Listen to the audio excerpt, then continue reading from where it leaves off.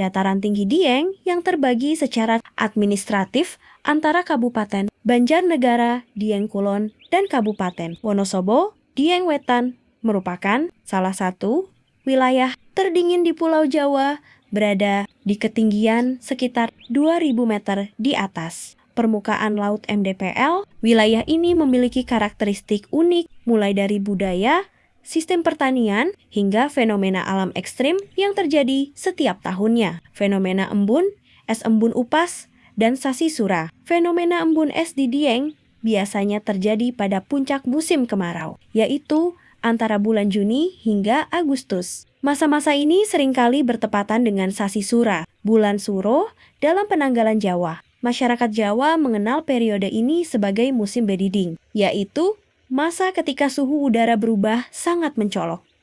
Panas terik di siang hari, namun anjlok drastis menjelang malam hingga pagi hari. Udara dingin dan kering bertiup dari monsun dingin Australia, ditambah dengan langit Dieng yang bersih tanpa awan, tanpa selimut atmosfer, membuat panas bumi terlepas dengan cepat. Akibatnya, suhu udara di permukaan tanah bisa turun hingga di bawah 0 derajat minus derajat Celcius. Uap air di udara yang mendingin tidak lagi mencair, melainkan langsung membeku dan mengkristal di atas permukaan tanah, rerumputan, serta kompleks Candi Arjuna. Fenomena inilah yang memikat ribuan wisatawan karena lapangannya tampak memutih, seperti dihujani salju. Mayoritas warga, petani kentang dan wortel, kondisi tanah vulkanik yang subur dikombinasikan dengan suhu udara harian berkisar antara Circ Tex hingga Serc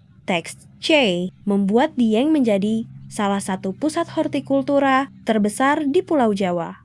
Mayoritas warga lokal menggantungkan hidupnya sebagai petani. Tanaman utama yang dibudidayakan meliputi kentang, komoditas utama dan paling ikonik dari Dieng yang menyuplai kebutuhan pasar di berbagai kota besar. Wortel tumbuh subur di tanah gembur berpasir khas pegunungan, kubis, brokoli, dan kacang Dieng, kacang babi. Carica, buah khas Dieng sejenis pepaya mini yang hanya tumbuh subur di wilayah dingin ini. Efek embun upas bagi tanaman, meskipun menjadi berkah bagi sektor pariwisata, karena menarik perhatian banyak turis, fenomena embun es ini justru menjadi mimpi buruk bagi para petani lokal. Warga Dieng menyebut embun beku ini sebagai embun upas.